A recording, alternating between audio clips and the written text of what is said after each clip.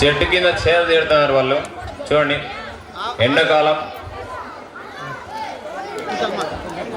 పండ్లు తిని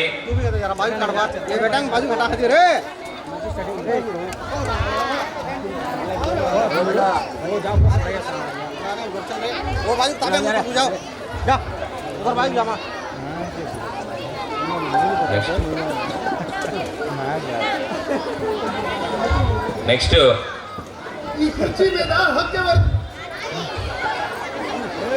చెట్టును కొట్టేస్తున్నాడు.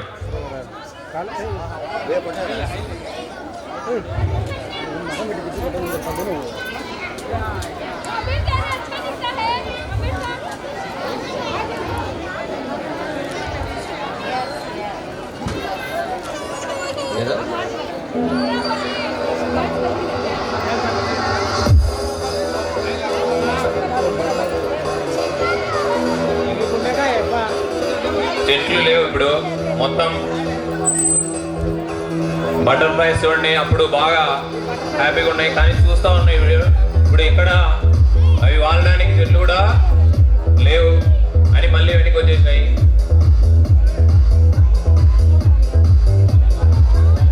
పళ్ళ కోసం వెళ్తున్నాడు, కానీ వాడికి కూడా ఎటువంటి ఫలాలు లేవు. మళ్ళీ తాత సేద తీయడానికి వెళ్తున్నాడు, కానీ ఇప్పుడు ఎటువంటి చెట్లు లేవు సేద తీయడానికి కూడా.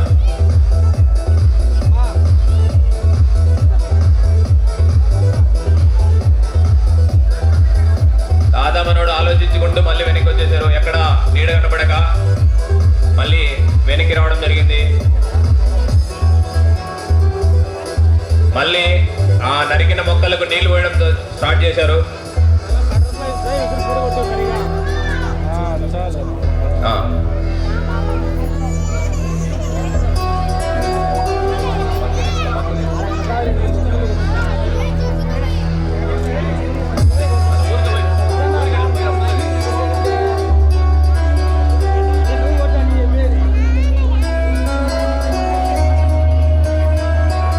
మళ్ళీ ఆ తాత మనోళ్ళు ఏం చేశారు, చెట్లను మళ్ళీ బతికించారు నీళ్ళతో. మళ్ళీ సీతాకోకచిలుకలు చూడండి, బటర్ఫ్లైస్ చాలా హ్యాపీగా ఉల్లాసంగా ఎగురుతున్నాయి. మళ్ళీ పండ్లు ఉన్నాయి, ఇప్పుడు ఫలాలు ఉన్నాయి. తర్వాత మన తాతకు నీడ దొరికింది, తాత మనోడికి కూడా. అంటే చెట్ల వల్ల చాలా ఉపయోగాలు ఉన్నాయి సార్. మనము మన స్వార్థం కోసం చెట్లను నరుకుతూ ఉన్నాం. మరి ఆ చెట్లను మళ్ళీ నరికిన తర్వాత మనం ఏదైతే స్వార్థం కోసం నరికినామో తర్వాత మళ్ళీ అవే ప్లేస్లో కానీ మనకున్నటువంటి ప్లేస్లో మళ్ళీ చెట్లను నాటి మన భూమిని కాపాడాలి వేడి నుంచి. ఒకవేళ కనుక మనం కాపాడలేకపోతే మనకు తెలుసు, భూకంపాలు, వరదలు, సునామీలు ఇవన్నీ రావడానికి మెయిన్గా మనకు వర్షాలు లేకపోవడానికి కారణం చెట్లు లేకపోవడమే. మనకు వర్షాలు రావడానికి తగ్గుతున్నాయి. కాబట్టి దయచేసి అందరూ కూడా చెట్లను నాటండి, చెట్లను పెంచండి, చెట్లను కాపాడండి. Save life, save trees, save life.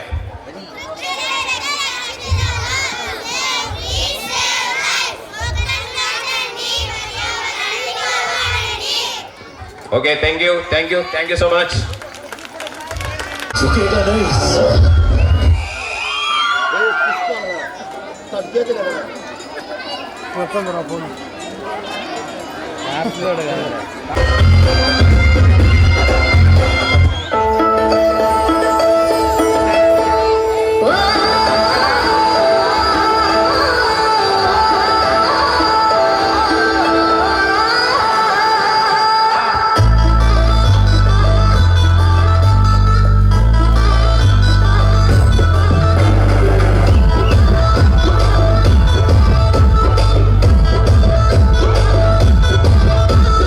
గున్న గున్న మామిడి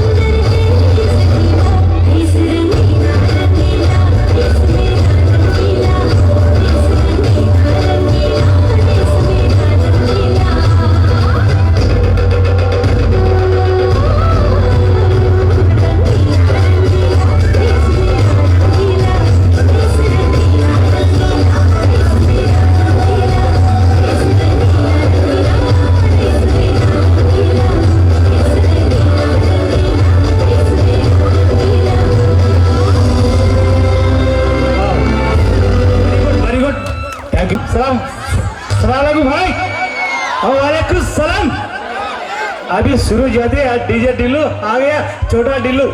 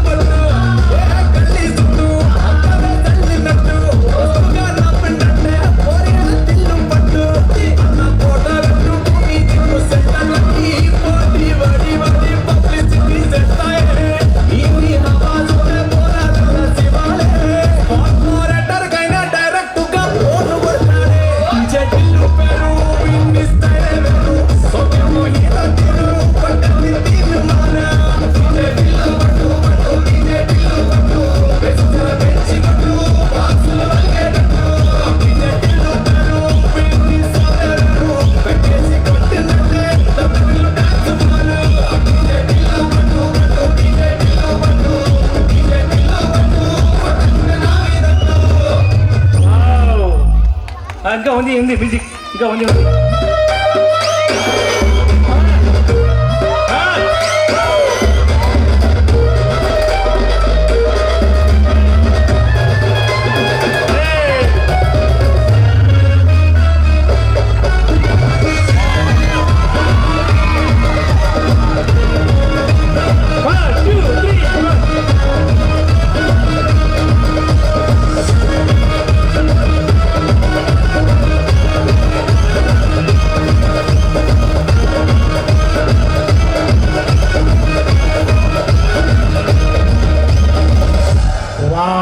గట్టిగా చప్పట్లు దూర్చే తాళీ అవి చూడ బచ్చేనా థ్యాంక్ యూ ఇప్పుడు మీ ముందుకు రాబోతున్నారు వీళ్ళ ఫోటో తీసుకున్నాం బట్టి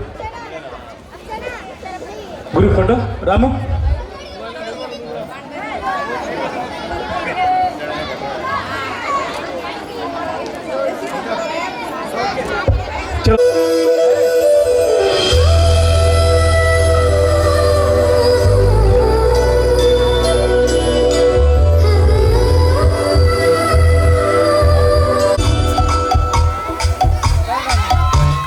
పిల్లదాలి అల్లరి ఉళ్ళంత గిల్లి నల్ల ముగ్గు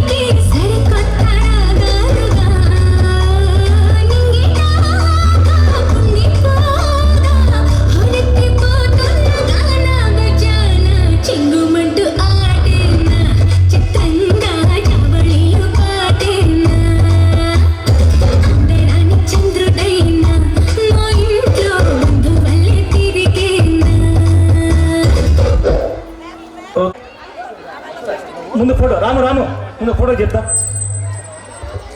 ఎందుకంటే నేను డ్యాన్స్ కంపోజ్ చేస్తున్నప్పుడు ఈ సాంగ్ ఎవరైతే బాగుంటారో ఆ ఎక్స్ప్రెషన్ పెట్టేవాళ్ళు ఎవరు అని చూస్తే, మామూలుగా అయితే ఒక ఫంక్షన్ చేయాలంటే ప్రైవేట్ స్కూల్స్లో ఒక స్టూడెంట్కి ఇంత అమౌంట్ తీసుకొని వాళ్ళు ఫంక్షన్ చేస్తారు. కానీ గవర్నమెంట్ స్కూల్స్ ఫండ్స్ ఎవరు ఇస్తారండి? ఆ సమయంలో మన వార్డు కౌన్సిలర్ జిలాన్ బాషా గారు నా దగ్గరికి వచ్చి, మాస్టర్ నేను ఎవరి దగ్గర డబ్బు ₹1 కూడా తీసుకోకుండా ప్రోగ్రామ్ చేస్తాను, మీ వంతుగా మీరు చేయండి, మీరు డ్యాన్స్ కంపోజ్ చేస్తే నాకు చాలా హ్యాపీగా ఉంటాయని అన్నాడు. మాట ఇచ్చాను చేస్తాను. ఈ ఇంత గ్రాండ్గా ఈ ప్రోగ్రామ్ ఉందంటే కారణము మా జిలాన్ భయ్య. ఒకసారి గట్టిగా చెప్పట్లు. భయ్య గారు రండి ప్లీజ్. మీకు ఎందుకు ఇట్లా ఫస్ట్ టైం ఇంత గ్రాండ్గా కార్యక్రమం చేయాలా, పిల్లలతో మంచి డాన్స్ సాంస్కృతిక కార్యక్రమం చేయాలి, ఎందుకు అనిపించింది? అందరికీ నమస్కారం అమ్మా. ఆనందము ఏం చెప్పాలో అర్థం కావడం లేదు. యాక్చువల్గా ఫస్ట్ ఈ ప్రోగ్రామ్ నాకు థాట్ ఎందుకు వచ్చిందంటే, ఒక స్కూల్కి నన్ను గెస్ట్గా పిలిచారు. నేను గెస్ట్గా వెళ్ళాను స్కూల్కి. ఆ స్కూల్లో కల్చరల్ ప్రోగ్రామ్స్ జరుగుతూ ఉన్నాయి. పేరెంట్స్ అందరూ ప్రైవేట్ స్కూల్ సంబంధించిన పేరెంట్స్ అందరూ బాగా ఎంజాయ్ చేస్తున్నారు. పిల్లలు డ్యాన్సులు చేస్తున్నారు. బయట గేట్ దగ్గర వచ్చేసి కొంతమంది పిల్లలు లోపలికి రావాలని చెప్పి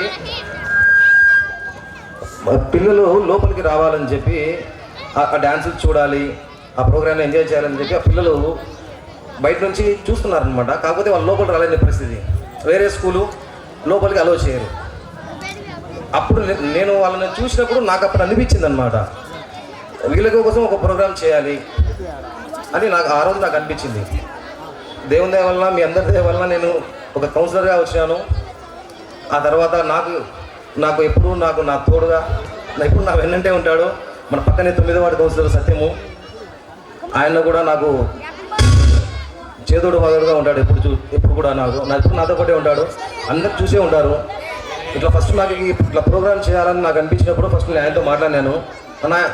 మనకి నోకే కేర్ దగ్గర ఒక స్కూల్ ఉంది, ఇక్కడ స్టోర్ దగ్గర ఒక స్కూల్ ఉంది. ఈ 2 స్కూల్, ఒక స్కూల్ వచ్చేసి మీ వార్డులో వస్తుంది, ఒక స్కూల్ నా వార్డులోకి వస్తుంది.